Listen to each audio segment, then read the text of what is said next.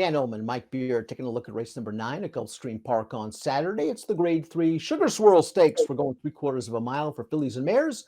And let's take a look at this field. We've got a field of 8 in here. And Mike, good old Intrepid Daydream is back. I'm used to seeing her in stakes races at Laurel Park. She's been the scourge of the division. Filly and mare sprinters recently. Looks like a private purchase. And from a speed figure standpoint, she fits with this group. On a real role coming into this race. It does, I don't know, I guess you could speak better to this than I can, Dan. It does feel like maybe this is a tougher race for her than the ones that she's been winning, but she's looked awful good in her last 4. No, this is a tougher race than the ones she's been winning. She's been short prices in those races. She's been beating Response Time, who's a nice little allowance horse, but she's going to be facing some legitimate stakes rivals in the Sugar Swirl. We'll throw up the Timeform US pace projector. Intrepid Daydream is a horse that's very tactical. She can go to the lead. She can sit. I don't think she's going to get involved in any kind of a pace duel. Spirit Wind from the outside is another horse that has the advantage, I think, that can sit. I think Headland the 6 is going to be very aggressive.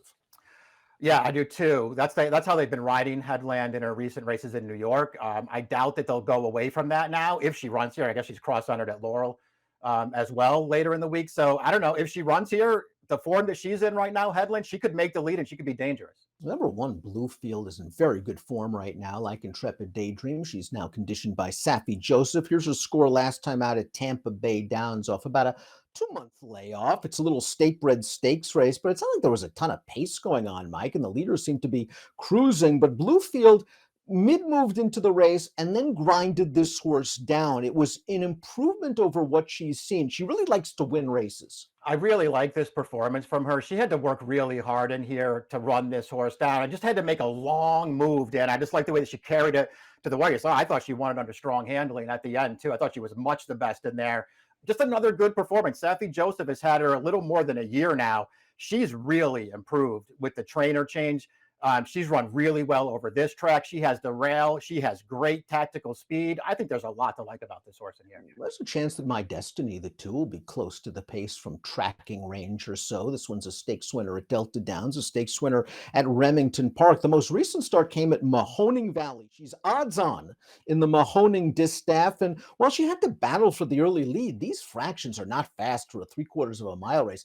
46 4/5, and she just can't seal the deal. Yeah, agreed. I mean, some of her prior races make her a strong contender in here. I don't think this one does. I don't know. You could probably speak to the winner of this race better than I can, Dan. Moody Woman. I don't know that horse. That's a Maryland horse that you probably know. I do know the horse that runs third, though, Rosebud for Mott, who runs in New York a lot.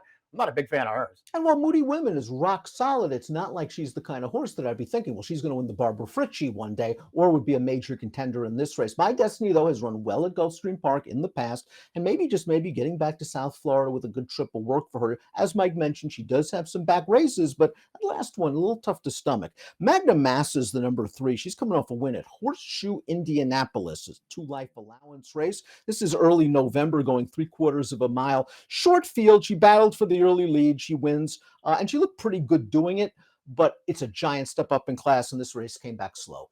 Yeah, it's a slow race here. She gets the job done relatively easily against a weaker field, and they got her involved early. I don't think getting involved early against this kind of field will work out too well for her. She just looks a little cheap for this kind of race.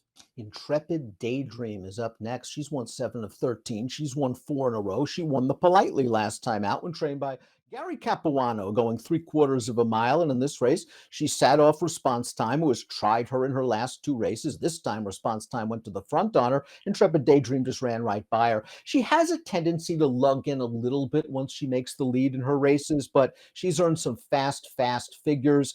7 furlongs is in her wheelhouse. She's this gigantic mare. I know they're going to want to stretch her out if they keep her in training. Yeah, I mean, just seems like she keeps getting better every time they send her out there. I'd be surprised if that streak sort of came to an end here first time for Saffie Joseph. I'm sure he's got this horse ready, and this feels like the right kind of spot to run her in. I do think it's tougher than what she's been facing. She's probably going to be a relatively short price in here. That could sort of open some doors to take a shot against her, but I won't be surprised when she wins. Olivia Darling, I don't think, is out of this. Her most recent start came in the Princess Rooney, a graded stakes race at Gulfstream in early October, and she kind of chased a pretty quick pace that day at a big price and then wound up tiring. Her prior form against weaker are okay. Now she has to prove she can do it against the big girls. Yeah, that was my concern. I mean, this isn't as tough as the Princess Rooney last time. I don't think anyway. I think this is probably a better spot for her. I still didn't really love her effort though when they moved her up in class last time, and I'm not really sure that I'd want to bet her off of anything she did prior to that. Dan, I think she has to improve to beat this field. The Six Headlands big race came 3 starts back in the Gallant Bloom, a race where she finished second and then ended up being disqualified. She showed some speed that day before tiring. Last time out in the Garland of Roses, going 3/4 of a mile in New York, she was part of a very quick pace. They went 22 for the opening quarter. She's still in front turning into the stretch, and she's just going to get a bit leg weary. And that's kind of been the story in her last few starts, but she is a hard hitter. 22 of 43 in the exacta. Yeah, she's a real hard hitter. Brings decent form into this race. I mean, I guess you could argue that the last couple of dirt starts in New York, I don't know, maybe those horses are a lot better than what she's facing here, but I don't know about that. I feel like it's pretty comparable. If she makes the lead, she's dangerous. I would rather bet somebody else. I don't think she's going to be some kind of great price if she runs here. Napa Candy goes out for an underrated trainer. Vicky Oliver picks up Johnny Velasquez off a rallying victory at Churchill Downs last time out, going the 6.5. She would appreciate a hot pace up front, and she might just get it. Another situation where, is she a stakes horse at this point? I'm not sure, but she's a little bit dirtied up from synthetic and turf lines 2, 3, and 4 back. Yeah, I think that's probably true. I liked her last win. I thought that was a pretty good performance and a step in the right direction. I also still, we'll see what happens with Aunt Becca, the horse that was second. I'm still holding out hopes that she's going to be pretty good though. And this horse looked good beating her. So I don't know. Those things I like about her. I don't necessarily like her running style for this track, but maybe there'll be a lot of pace in front of her. I don't want to count out the 8 Spirit win. She's a multiple stakes winner at Gulfstream Park. And while it's true we haven't seen her since the spring, late May to be exact, look who she was in against in the winning colors. She was in against Echo Zulu, who was just starting her monstrous run last year. She won her next start with a 112 Beyer speed figure. She couldn't get to the front against that one, but she's going to be right there when they turn for home here. And I just have a feeling she's run well off long layoffs in the past. I have a feeling she's cranked up and ready to go. Yeah, I won't be surprised when she makes the lead in this race. We'll see what happens. She's so lightly raced too. I still feel like you could get better out of her. This is the right spot to bring her back in. We'll see if she needs ones off the layoff. I think she's a major player, and just for that reason, it probably is the reason why I put the horse on top that I put on top, because 2 starts back, she beat Bluefield in a similar race on this track. I thought Bluefield ran the better race that day. And I think Mike just tipped us off as to who he likes in the Sugar Swirl. And that's going to be Bluefield. And again, Bluefield has a really versatile running style. There's a chance this pace heats up, but it's nice to know that Bluefield doesn't have to be compromised by any sort of a scenario, just has to work out a trip from the wood.